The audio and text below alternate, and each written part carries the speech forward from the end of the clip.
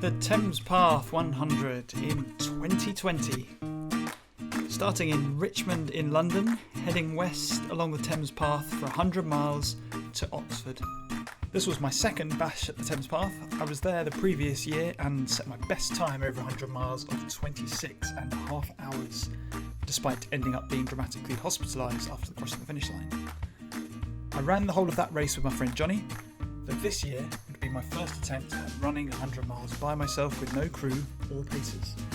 But that wasn't the only unusual thing about this year's race. The kit check is absent, the race briefing is absent, everything is pretty much just as you see here. There's a finish bag van there. People are starting right now in dribs and drabs, and I'm here with my finish bag and my gear, and I'm going to be hopefully running about 24 hours today. That's the goal. Never run under 26, so that's what I'll be doing. And I'm about to hand my finish bag over. What they do is they take your temperature and you basically head on down that hill there and you're going. That's the start. So let's give this a crack and try and make the best of a lovely morning in Richmond. So I've passed my temperature check.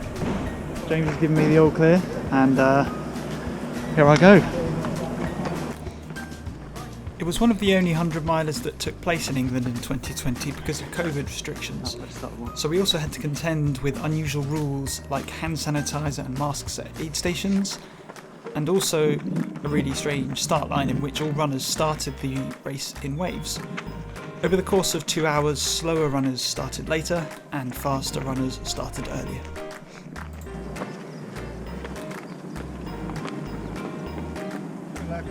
Thank you, mate. Cheers, have a good one. And it is quite interesting to compare this year's race with last year's.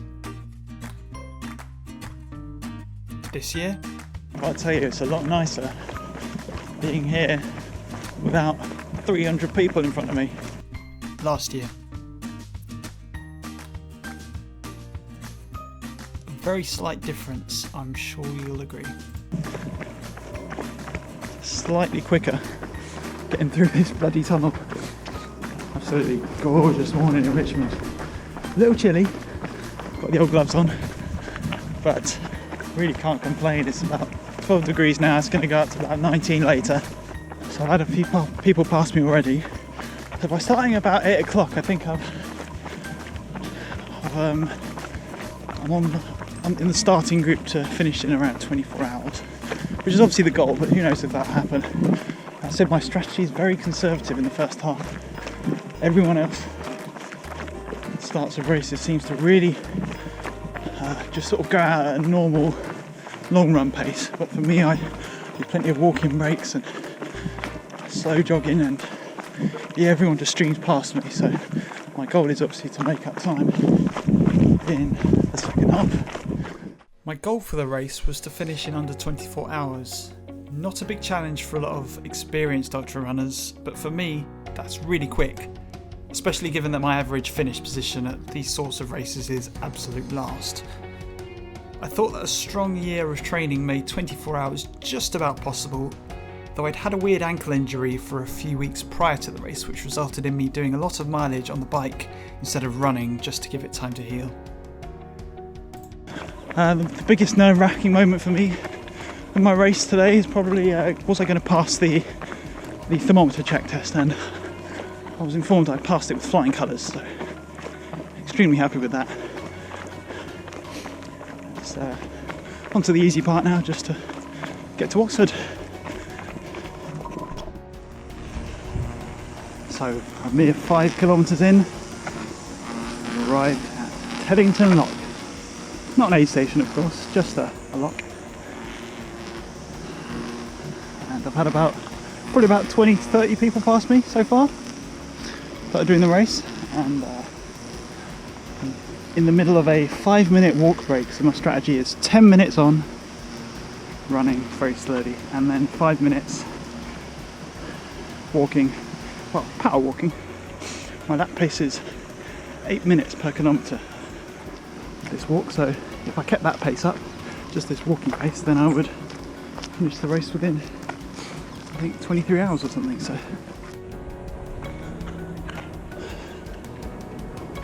just heading into Kingston now, making the most of the crowds on the route. I'm alright. See you in a bit.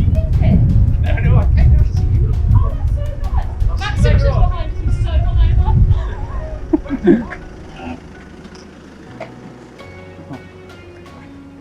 Max is behind us and he's so hungover, so good luck, Max. We'll see him in a minute if he doesn't crawl past me. I am going at a bit of a crawl. My main strategy at the moment is to not look too stupid going too slowly. In town centres particularly, I'm trying to do a bit of jogging, you know, just to keep up appearances. But I am nursing a bum ankle. Yes, this is a excuse exclusive. As with every race I do, I've got some excuse well prepared, and that is my right ankle, which has been dodgy for a couple of months now, so it's letting me run. I'm not feeling anything at the moment, but if I go too crazy too early, then not only will I probably DNF, but I'll probably also end up smashing my ankle up, so just looking after it really. In hindsight, I really didn't get this part of the race right. In trying to protect my ankle and be sensible, I lost too much time early on. Compounding the problem was the fact that I was doing way more walking than I was used to. I'd been doing plenty of long runs in training, but very few long walks, maybe even none. So while I thought I could walk all day and all night no problem, I was actually burning through my walking battery faster than I realised. What a beautiful day.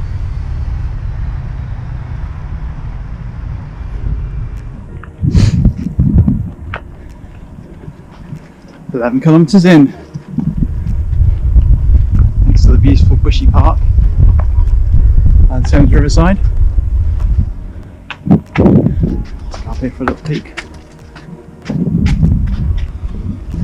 Vehicle in progress, do not enter. I don't think I will. And to be honest, I think if I started chasing me with a shotgun, it might get me moving a bit. So the picnic continues. More hummus and avocado sandwiches. That's pretty much the only thing on the menu for the whole day, so yeah, better get used to them.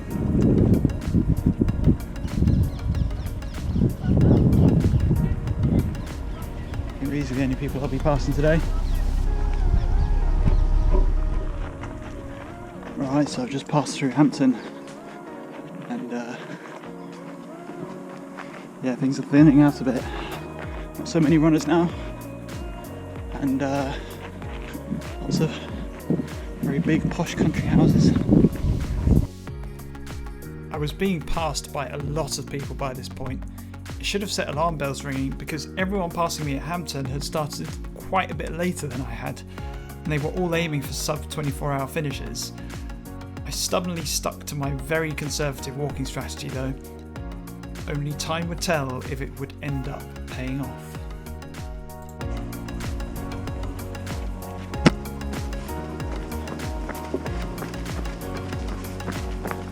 Did you not have your one? Yeah, getting out.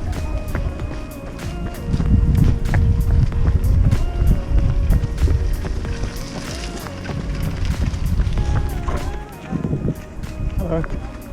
I need my face mask, don't I? And then if you want to go straight on, you can do. If not, left, keep left into the 80. Thank you.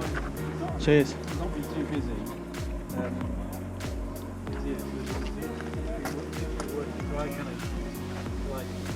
Hey, mate.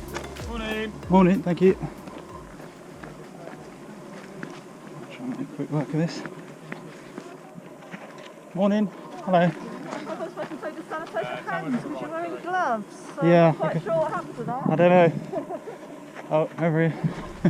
Water on this side, tailwind on that side. Thank you, mate. There was quite a bit more to think about at the aid stations. I had to faff around with my camera and my face mask, negotiate the rules around hand sanitizer while wearing gloves, sort my drinks out without direct help from the aid station volunteers, and then remember to grab enough stuff to eat, of course. All the food being neatly packaged into cute little plastic bags, I then made quick work of dropping them all on the floor and then having to bend down to pick them up. It's got sweet at the far end and savoury at this end. Thank you. How's it going so far today? All good. Yeah. Good. Everyone's observing all the rules and regulations, so... Oh, I'm glad to hear. Yeah. Did you film North Downs Way last year? Had a lovely conversation with this aid station volunteer who was very nice and said he recognised me from my North Downs Way 50 video, which was extremely exciting. You don't have any whole bananas, do you? No. It's all bagged, all right. Oh, we have got one actually. Oh, cool. Yeah. There you go. You can grab that one there.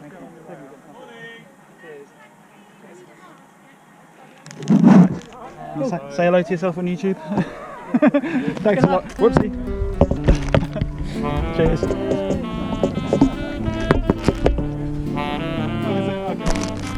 Whoopsie. With gloves on. I've asked James, he said no worries about if it's gloves on. Thank you. Thank you. Cheers. Thanks, mate. You too. Have a good one. Well, I just came through Sudbury Lock and stopped to top my water bottles up at the lock tap, and surprised the cyclist who was stopped for a piss behind the wall. And I surprised him a bit. And he said, "Oh." He saw my camera and he said, "Oh, you lot, is it? Oh, just bumped into one of your lot in your race while he was on FaceTime. Ran straight into me." I was like, "Oh, sorry to hear that. It's not my race, but you know, I try and look where I'm going when I'm filming. Don't know, can't please everyone. But there's going to be plenty of that today, I suspect. Unhappy trail users with not that happy with the number of runners coming down here, or walkers in my case. I have seen a few other people walking, such as this guy straight ahead. The weather is wonderful, the trail is lovely. I'm feeling 100% still. I'm about 18k in and things are looking up.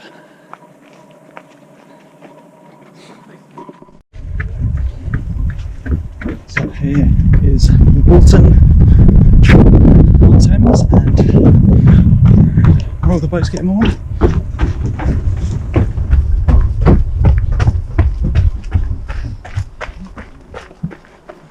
Just gone over what is possibly the second biggest hill on the course. So just coming off the Thames Path here in Walton. It's all a bit fiddly, going through some strange parks and people's front gardens.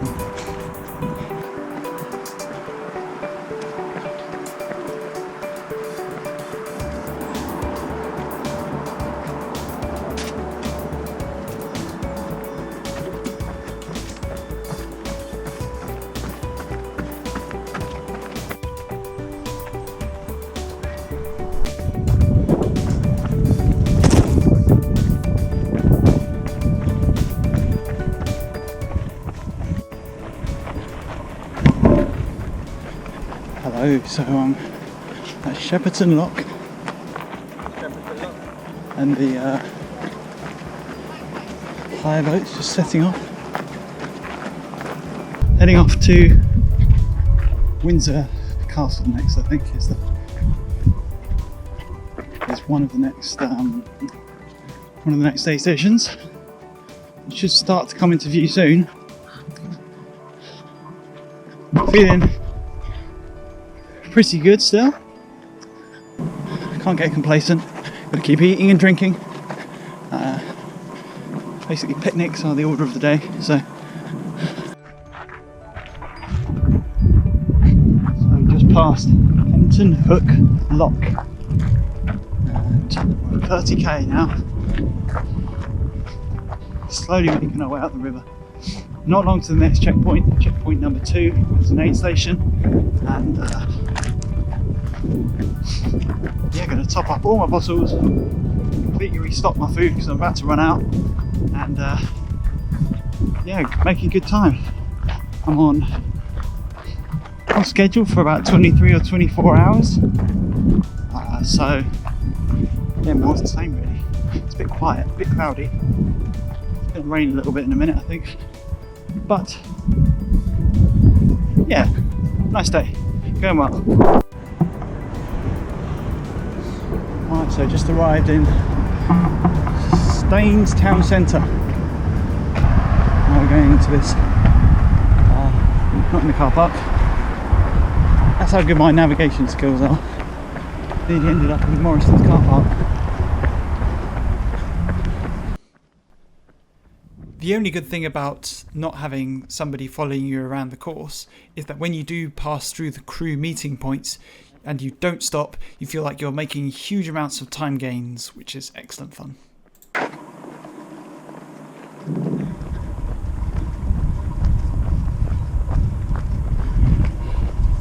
So coming up to 5 hours in the race.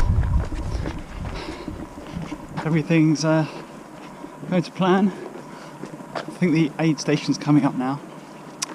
Made a bit of a cock up of the last one. Everything's in single serve bags, so I just grabbed a load of bags, walked out of the aid station and proceeded to scatter them all over the floor. So I'm going to do a bit better this time. There's another race going on at the moment on this path. Well done, boys. You too, mate, well done. Not sure what the race is, but nice to have some company. So checkpoint coming up, mask goes on, camera goes away. Hello, so I've just passed the marathon mark, 42.7 kilometres gone, and I'm just entering Datchet.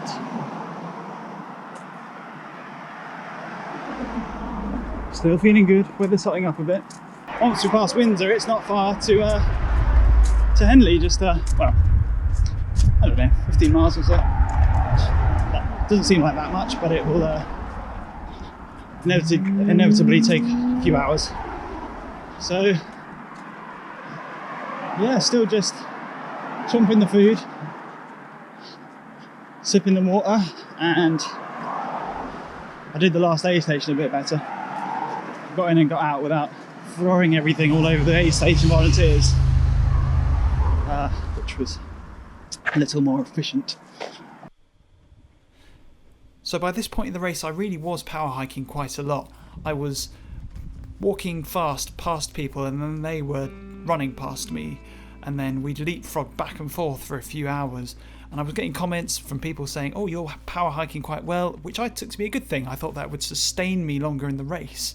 But actually what I think it was doing was just tiring out my legs. It was giving me no rest. I think walking breaks should be breaks. They shouldn't necessarily tire you out that much. Whereas my running was the break and my walking was hard work. So it felt like I didn't really have any advantage from running at speed, nor any of the rest from walking. And it was, yeah, I had the worst of both worlds in a way.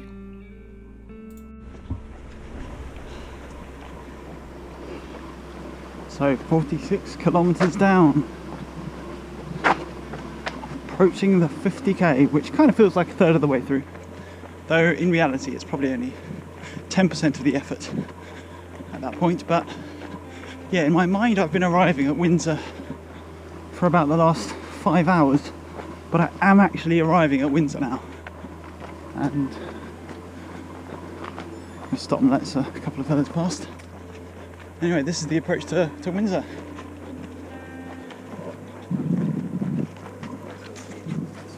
Oh God.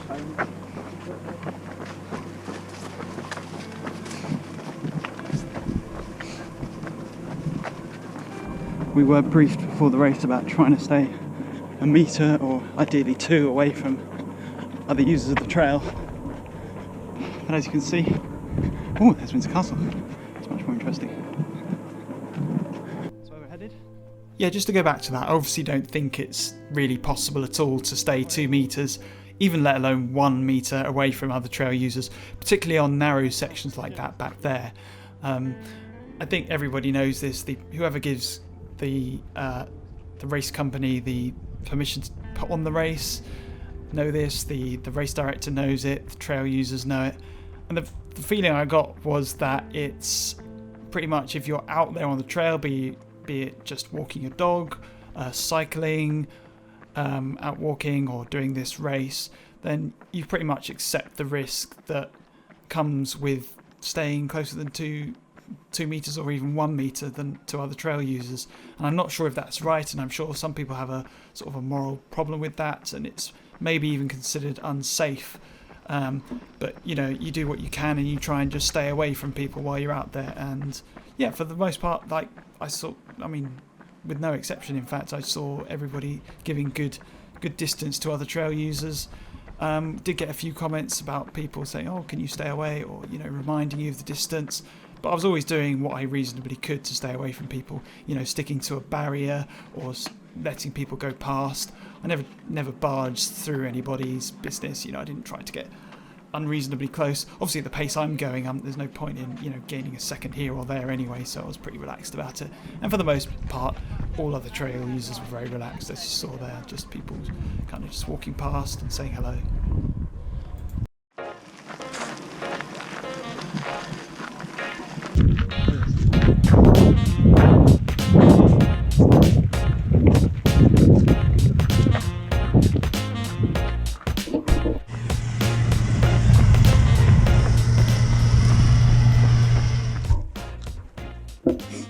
Hello, so I'm at kilometre 67. Much has happened since my last vlog. It rained a lot. I stopped at the Co-op supermarket and petrol station. 1,000 wraps, some bananas, some other bits and pieces food-wise. All the checkpoints are out of any real food except for like sausage rolls. I'm vegetarian, so I can't have those. So I'm well stocked. I also went wrong. So I'll show you where I went wrong. I ended up on that side of the river. I should have crossed the bridge just over there. Come this way. So I've done about a kilometre there. Some kid the other side of the river yelled at me, said, "You're on the wrong side of the river!" So thanks to him, I turned around and self-corrected, and as I was doing that, I went up onto the bridge. 3 or 4 runners just did the same as me, went right past the bridge. So I yelled, "You're on the wrong side of the bridge!" Passing on the karma. To be fair to Centurion, this race was impeccably marked. It was just this one particular bit that I think caught a lot of people out on the day. There was this was the view towards the bridge. It doesn't exactly scream river crossing, and you had to look towards the bridge to see this little tiny ribbon that was on this handrail here to know that it was a crossing. So yeah, I hope that in future races they can sign that a bit more prominently, but that was really my only complaint with the signposting on the day.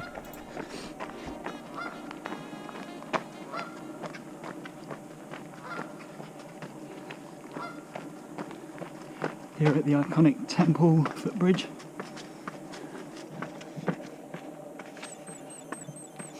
That's my watch beeping for 73 kilometres. Look at that, nice.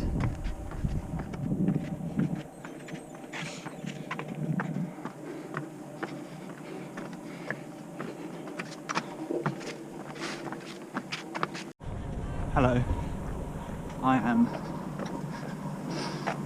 little tired. I'm just coming into Henley. 12 hours on the clock, but about 83 kilometres gone, so current pace I'm a little bit ahead of 12 hours. 24 hours I should say. And yeah, my legs have gone a little bit weird. I'm currently finding it hard to walk but quite easy to run. Things I don't just want to run the whole time. I think I'll run out of energy pretty soon. So I'm saving the running strategically and just grimacing and fighting through the pain of walking, which actually is very bearable. It's only walking. It's not like it's much pounding, it's just quite smooth. And hopefully that keeps calories down, sweating down, so I don't have to eat or drink quite as much. So as you can see, it's pretty dark now. The sun's about to... No, the sun has gone down. Losing the ability to talk coherently, but that's part of the course. The riverbank is very beautiful here, and you can see the church and the bridge in the distance. The checkpoint I think is about a kilometre past the bridge. So that. And then my camera battery went flat. And though I had packed a charger and a battery pack and a cable, I had inadvertently packed the wrong cable. So there is no more footage of this race, which is just as well, because I'm going to tell you how it ends, and that is unfortunately with a DNF. So to summarise, the rest of the race is both difficult and easy, because on paper not very much happened until I dropped out. But anyone who's run a race through the night knows that the night section is always the hardest. You slow down, it gets cold, you can't see very much for about 8 hours, and the miles just seem to take forever. I was doing my best to keep moving, passing through aid stations, eating as much as I could, keeping hydrated, while also trying to keep on track to hit my target time of 24 hours. But as I passed through Reading and reached mile 60, it became obvious that I wasn't going to get my target time. Then on to Pangbourne aid station at mile 66, I realised I had to speed up so that I wouldn't get timed out of the race completely. As the sun came up at mile 70, I passed through Streatley and Wallingford aid stations. These sections are hated by a lot of runners who do the race because they just drag on for so long. You get through field after field, and conditions underfoot just make for really slow progress. In the end, my legs started to hurt so much from the constant power walking and slow jogging, I just had to slow down to what felt like an absolute crawl.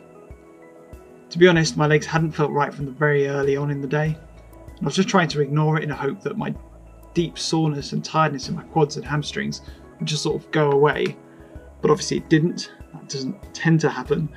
I was doing 11-minute kilometres when I had to actually be doing 9-minute kilometres to be in with a chance of finishing under the 30-hour cutoff. And as soon as I did that calculation and realised I wasn't going to be able to go any faster, I came off the course at mile 85 and called a cab on a quiet road and waited to be picked up and to be taken to the finish line. In hindsight, I still had time to get to the next aid station, but in my mind still today, there's no doubt I would have been timed out at Abingdon at mile 91. I just didn't see the need to put myself through another few hours of torture, only to achieve a near identical result with a DNF. Some would call that quitting, and I would too. Quitting is exactly what I did, and I'm okay with that. So to summarise, my training was not ideal. I tried to compensate with a strategy which was also not ideal. The outcome was really disappointing, and it really caught me by surprise. I was a bit overconfident going into the race, as I have a fairly good record of finishing the races I enter, and the Thames Path is, quote, an easy race, as it's completely flat. If I had to look for a silver lining in the race, it would be the fact that I didn't end up in hospital.